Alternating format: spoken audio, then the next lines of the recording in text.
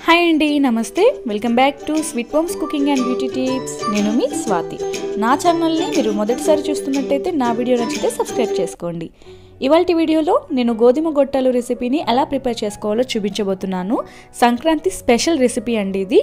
ముందుగా ఒక బౌల్లోకి 2 కప్పుల గోధుమ పిండిని యాడ్ చేసుకోండి. మీరు ఇంట్లో ఉన్న ఏ బౌల్నైనా యూజ్ చేసుకోండి. మెజర్మెంట్స్ నేను ఏ విధంగా చెప్తున్నానో ఆ విధంగా తీసుకుంటే టేస్ట్ పర్ఫెక్ట్గా ఉంటుందన్నమాట. రెసిపీ కూడా పర్ఫెక్ట్గా వస్తుంది. 2 కప్పుల గోధుమ పిండిని ఇలా యాడ్ చేసుకున్నాక మనం ఇందులోకి ఒక హాఫ్ కప్పు వరకు మనం ఉప్మా రవ్వను యాడ్ చేసుకోవాలి. అంటే కేజీ గోధుమ పిండికి పావు కేజీ ఉప్మా రవ్వ అన్నమాట.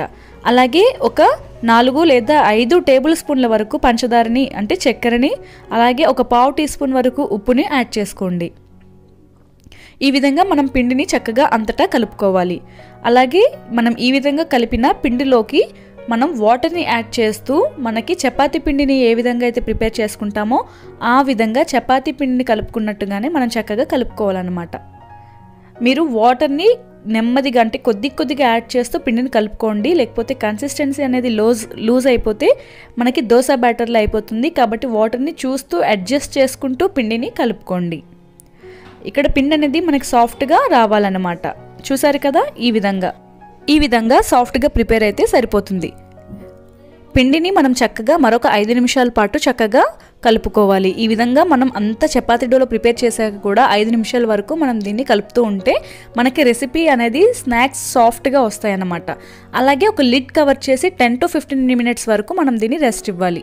15 మినిట్స్ తర్వాత లిడ్ ఓపెన్ చేసి మనం ఈ విధంగా చూడండి కొద్దిగా బాల్స్ లాగా తీసుకోవాలన్నమాట. కొద్దిగా పిండిని తీసుకొని మనం ఈ విధంగా బాల్స్ లాగా చేసుకోవాలి.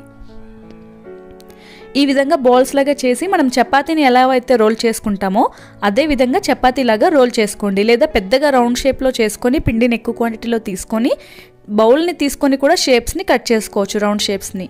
ఈ విధంగా కార్నర్స్కి మీరు వాటర్ని అప్లై చేయండి. అలా అప్లై చేశాక ఈ విధంగా ఫోల్డ్ చేసుకోండి. ఫోల్డ్ చేసి మనం అక్కడ కాస్త స్లైట్గా ప్రెస్ చేసుకుంటే సరిపోతుందన్నమాట. వాటర్తో చేయండి. వాటర్తో చేస్తేనే మనకి ఇది ఆయిల్లో వేసాక కూడా ఊడిపోకుండా చక్కగా మనకి వేగుద్ది. ఈ విధంగా అంతటా పిండిని కూడా ఇదే విధంగా బాల్స్లో ప్రిపేర్ చేసుకొని మనం చపాతీలా చేసుకొని యాస్టీస్ ఇందాక మనం ఏ విధంగా అయితే చేసుకున్నామో ఎడ్జెస్కి మనం వాటర్ని అప్లై చేసుకోవాలి. ఇంకొకసారి చూపిస్తున్నాను, కరెక్ట్గా అబ్జర్వ్ చేయండి. ఫోల్డింగ్ అనేది ఈ విధంగా వాటర్ని అప్లై చేస్తూ ఈ విధంగా కాస్త ఫోల్డ్ చేసి మనం మధ్యలో ప్రెస్ చేసుకుంటే సరిపోతుంది. చాలా ఈజీ అన్నమాట. స్నాక్స్ చాలా టేస్టీగా కూడా ఉంటాయి. ఇది మనకి ఒరిస్సాకి చాలా ఫేమస్. సో చూడండి, అలాగే ఈ విధంగా ఆయిల్ని మనం ఒక ప్యాన్లో డీప్ ఫ్రైకి సరిపడా యాడ్ చేసుకొని కాస్త వేడి కానివ్వాలి. ముందుగా ప్రిపేర్ చేసుకుని ఉంచుకున్న ఈ గోధుమ గొట్టాలని మనం ఆయిల్లోకి యాడ్ చేసుకోవాలి. మీరు యాడ్ చేసుకుంటున్నప్పుడు జాగ్రత్తగా నెమ్మదిగా యాడ్ చేసుకోండి. ఒకేసారి అన్నీ వేసేయకండి, ఆయిల్ స్ప్లిట్ అయ్యే ఛాన్స్ ఉంటుంది. కాస్త నెమ్మదిగా చూసుకొని యాడ్ చేసుకోండి. చూసారు కదా, ఈ విధంగా ఇవి ఆటోమేటిక్గా ఫ్లిప్ అయిపోతాయండి. అంటే కాస్త కింద వేగాక ఆటోమేటిక్గా అవి టర్న్ అయిపోతాయి. మనం మళ్ళీ దాన్ని చూస్తూ టర్న్ చేయాల్సిన అవసరం ఏమీ ఉండదు. వాటంతటా అవే ఈ విధంగా ఫ్లిప్ అయిపోతాయి అన్నమాట. చూడండి, ఇలా ఆటోమేటిక్గా ఫ్లిప్ అవుతుంటే మనము ఒకవేళ అవి పర్ఫెక్ట్గా ఫ్లిప్ అవ్వకుండా వేగకుండా అన్నట్టు అనిపిస్తే ఈ విధంగా మనం గరిటతో కూడా రొటేట్ చేస్తూ వాటిని వేయించుకోవాలి. మనం ఇక్కడ గోధుమ పిండిని యూజ్ చేసాం కదా, కలర్ చేంజ్ అవ్వడానికి కాస్త టైం పడుతుంది. వెంటనే కలర్ అనేది వచ్చేది, గోల్డ్ కలర్ అనేది. ఇక్కడ మనకు ఫస్ట్ వాయ వేయించుకుంటాం కదా, అప్పుడు ఒక 15 మినిట్స్ దాకా 10 మినిట్స్ దాకా అయితే పడుతుందన్నమాట. నూనె వేడయ్యే కొలిది ఇంకొంచెం ఈజీగా త్వరగా ఏగిపోతాయి అన్నమాట. ఈ విధంగా కలర్ మారే వరకు కూడా మనం వేయించుకోవాలి. గోల్డెన్ బ్రౌన్ వచ్చే వరకు కూడా మనం ఈ గోధుమ గొట్టాలని చక్కగా నూనెలో వేయించుకోవాలన్నమాట. చూసారు కదా, ఈ విధంగా వేగిన ఈ గోధుమ గొట్టాలని మనం సైడ్కి ఒక ప్లేట్లోకి తీసి పక్కకు పెట్టుకోవాలి. ఇదే విధంగా కూడా మనం తినచ్చు, స్నాక్స్ని స్టోర్ చేసుకోవచ్చు, బాగుంటాయి. మనం ఏంటంటే ఇక్కడ కొంచెం పాకం పట్టిస్తున్నాను. ఈ విధంగా కూడా సర్వ్ చేసుకుంటే టేస్టీగా ఉంటాయి, బట్ పాకం పట్టిస్తే ఇంకా బాగుంటాయి అన్నమాట ఈ గోధుమ గొట్టాలు. చూసారు కదా, ఈ విధంగా మనం సైడ్కి తీసేసుకోవాలి. ఇప్పుడు మనం పాకం ఏ విధంగా పట్టించుకోవాలో చూద్దాం. ముందుగా ఒక బౌల్ని స్టవ్ మీద ప్లేస్ చేసుకోండి. అందులో 2 కప్పుల షుగర్ని యాడ్ చేసుకోండి. మనం 2 కప్పుల గోధుమ పిండికి 2 కప్పుల షుగర్ని యాడ్ చేసుకోవాలి. అంటే కేజీ గోధుమ పిండి యూజ్ చేసినట్టయితే కేజీ షుగర్ని యాడ్ చేసుకోండి. అలాగే కొద్దిగా వాటర్ని యాడ్ చేసుకోండి.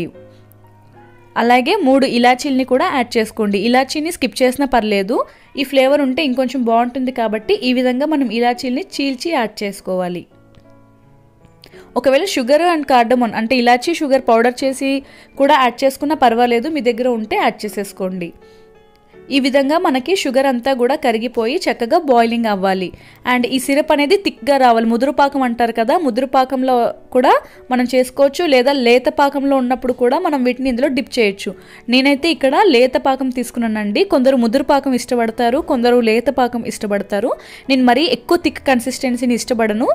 కాస్త లైట్ కన్సిస్టెన్సీ అంటే లైట్ థిక్నెస్ వచ్చింది కదా, ఈ విధంగా ఉన్నప్పుడే స్టవ్ని లో ఫ్లేమ్లో పెట్టుకొని మనం ఇవన్నీ వేస్తూ డిప్ చేస్తూ తీసేయాలి. ఇలా వేసిన 1 నిమిషం వరకు వీటిని ఉంచితే చక్కగా ఆ సిరప్ని అబ్జర్వ్ చేస్తాయి అన్నమాట. ఈ విధంగా 1 నిమిషం ఉంచుకుంటే సరిపోతుంది. వేడిగా ఉన్న పాకంలో మనం చెప్పాను కదా, లో ఫ్లేమ్లో స్టవ్ మీదే పెట్టి మనం అన్ని డిప్ చేస్తూ తీసేసేయాలన్నమాట.